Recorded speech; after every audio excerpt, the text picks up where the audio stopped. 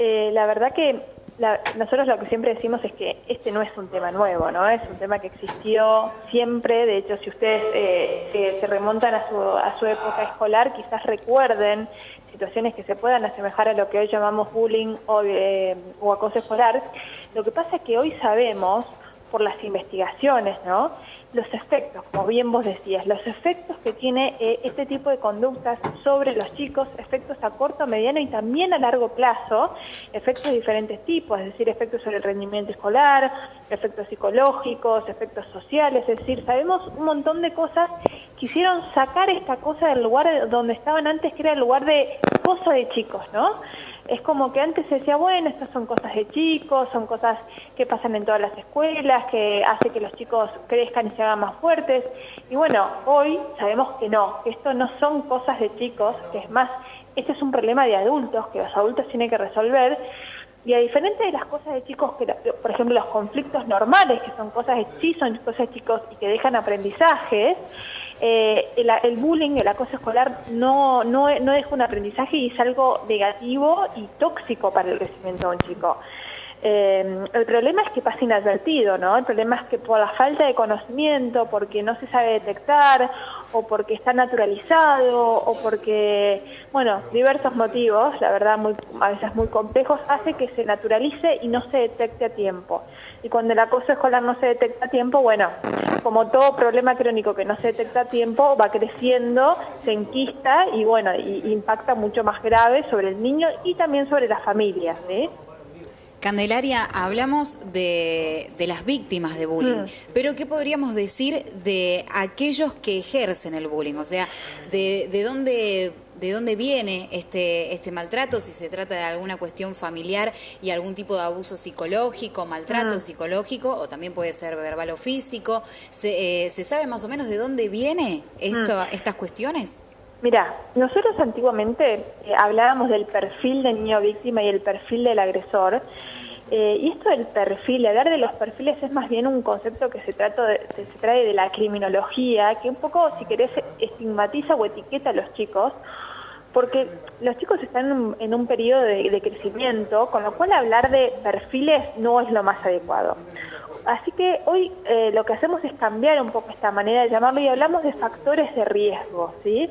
Hablamos de, o sea, es decir, no hay un perfil cerrado de chico que dice, bueno, esto es un chico que es agresor y por tanto, no sé, necesariamente tiene que haber violencia familiar. A veces se da y a veces no, ¿sí? Por eso hablamos de factores de riesgo. Como bien se sabe, hay factores de riesgo que hace que algunos chicos puedan ocupar el lugar del rol de víctima y hay algunos factores de riesgo que hace que algunos chicos puedan ocupar más fácilmente el lugar de agresor. Es cierto que los chicos que tienen modelos relacionales agresivos en su casa, ¿sí?, que a veces sufren violencia familiar ejercida por sus padres, y bueno, van a la escuela y a veces replican estos modelos relacionales agresivos con los pares. Es una manera, un poco a veces se dice, de elaborar todo esto que viven en la casa. Pero como te digo, esto no es una fórmula cerrada. A veces se da esa situación y a veces no. Entonces, por eso hablamos de ciertos factores de riesgo, pero no alcanza con los factores de riesgo de la víctima y del agresor para explicar la ocurrencia de este tipo de fenómenos. Y acá entramos en un factor fundamental que es la clase, ¿sí? ¿En qué clase pasa? ¿En qué aula se dan estas cuestiones? Y en qué institución también tendría que ser otra reflexión adicional, complementaria. Porque como bien digo, a veces puede ser que hay un chico que tenga estos factores de riesgo, que haya aprendido a que la violencia es una manera de resolver conflictos, pero de repente llegan a un aula a donde sus compañeros no lo avalan, no lo aplauden, no le permiten este tipo de manera de relacionarse en la clase. Y una institución tampoco que lo fomenta, que lo sabe frenar, que le enseña maneras alternativas. Entonces, acá la fichita del rompecabezas se complejiza un poco más. Y esto nos hace, nosotros hablamos siempre mucho de la dinámica del bullying, para sacar un poco el foco sin quitarle importancia desde ya, lo que es la víctima y el agresor y poner un poco el foco en qué es lo que pasa alrededor de este fenómeno, o sea, qué es lo que pasa alrededor de en la clase, en el aula donde esto ocurre y qué es lo que pasa en la institución donde esto ocurre.